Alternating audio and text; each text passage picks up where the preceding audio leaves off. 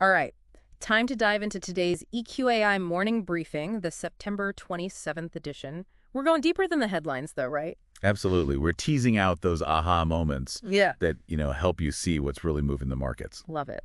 So Campbell's soup, Costco, and China's economic maneuvering, with a little oil market intrigue sprinkled on top. Should be fun. It always is, especially when we get to connect those dots and uncover the why behind the market's moves. Exactly. So the briefing is, well, it seems like a cautiously optimistic outlook for Q4, but there are definitely some interesting signals popping up. Let's start with that shrinking U.S. trade deficit. Right, right. Seems like good news on the surface. But we are in a very interesting time with all these global trade tensions, right? So is this a sign of a real shift or just a temporary thing because of, all the back and forth? We really have to look at the long-term trends to know for sure. Don't get too excited just yet. Got it. Okay, now how about Campbell's soup? Not exactly setting the stock market on fire, are they? Yeah. The briefing mentions a downgrade and ties it to people choosing those private label brands over, the big name stuff. It makes you wonder if it's a bigger trend we're seeing, like are people just getting more cost conscious, not as into the big brand names anymore? Could be big trouble for those companies used to, if you're just buying the same stuff out of habit. Yeah, so is Campbell's just in its own little soup pot of trouble here, or is this a sign of, I don't know, like choppy waters for the whole food industry? $1 million question, right? Yeah. That's what investors are trying to figure out. If it really is a fundamental change in how people are shopping, well, a lot of big companies might be in for a rude awakening. Interesting. Makes you think twice about what you're putting in your shopping cart, huh? Okay, so let's switch gears to a company that's actually, well, at least on the surface, doing really well, Costco. Sales are booming.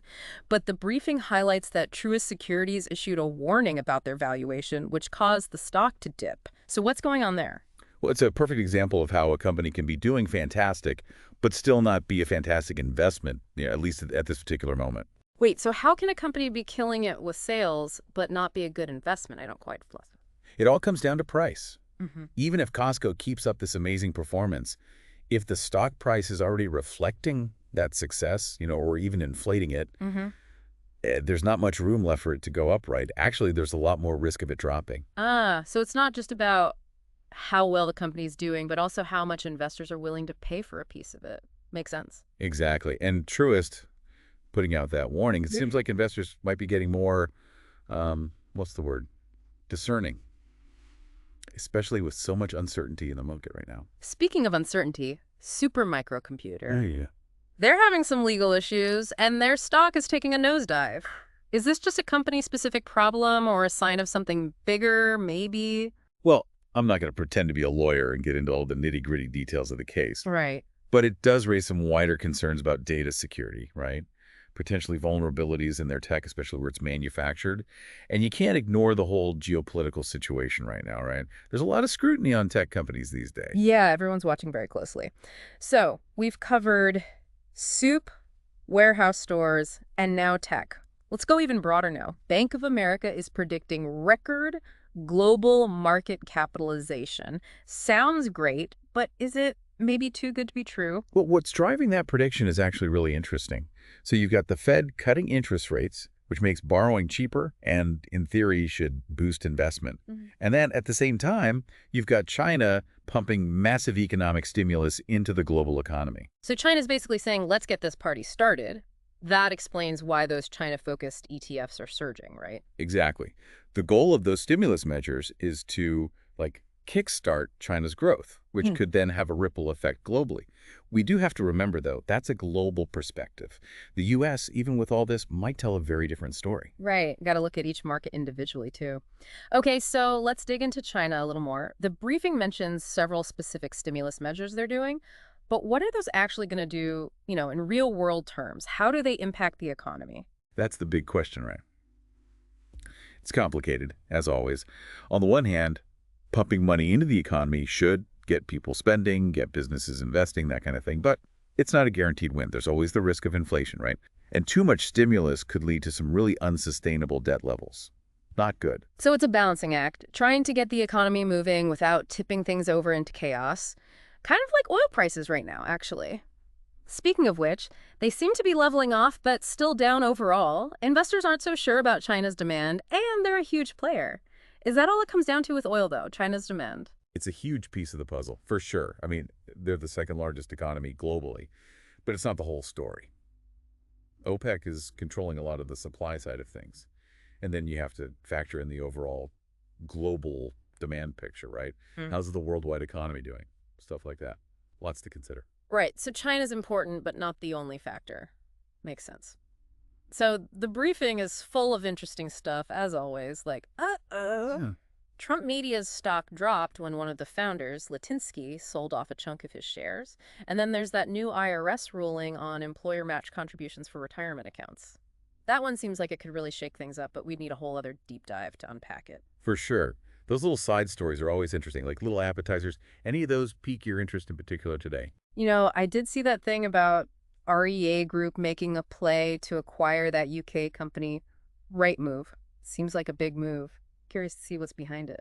Definitely. The briefing can only give us a taste of what's going on sometimes, right? To really understand the why behind that acquisition, we need to look at both of those companies, where the industry is at, the whole 9 yards. Exactly. There's always a much bigger story going on. We may not even see how it connects to all of this right away. But okay, let's tackle the big question of the day. The U.S. economy. Where's it all headed? The briefing mentions 3% growth, low jobless claims, all good signs, right? But then there's that caveat about Trump's policies potentially messing things up. It's a mixed bag, no doubt. Those economic numbers are definitely positive. But then you've got things like the tariffs, his influence on the Fed, those immigration policies. The jury's still out on how those are going to play out long term. Could be great, could throw a wrench in the works. So there are definitely both pros and cons to those policies, and people have a lot of different opinions on which way it'll go. We're not here to take sides, though, right? Not at all. We're all about giving you the information, showing you different angles, and then letting you decide for yourself. That's what's important. And part of that is being aware of potential downsides, even when things look rosy. Got to keep your eyes open. Don't ignore the warning signs just because the sun is shining. I like it. So we've got some positive economic indicators, but with a little uncertainty mixed in for good measure. What's the one big takeaway you'd want our listeners to remember as they're thinking about all this? It's like looking at a used car, right? It might look great on the outside, but who knows what's going on under the hood. You got to be careful. Exactly. A little rattling sound can mean big trouble down the road. Couldn't agree more. So much to think about today. Anything else you want to leave our listeners with today? That one big thought they should really take away from this? You know, we are at such a pivotal moment. What happens in China, here in the U.S., even with groups like OPEC, it all has a ripple effect. You know, those connections are everywhere. Pay close attention to how those dynamics play out over the next few months. It's going to be a wild ride. Could be great, could be bumpy. No one knows. Just got to be ready for anything. Love it. Knowledge is power, right? And we've definitely got more of it now. Thanks for joining us for this deep dive into the EQAI Morning Briefing. Now go out there and make some smart decisions.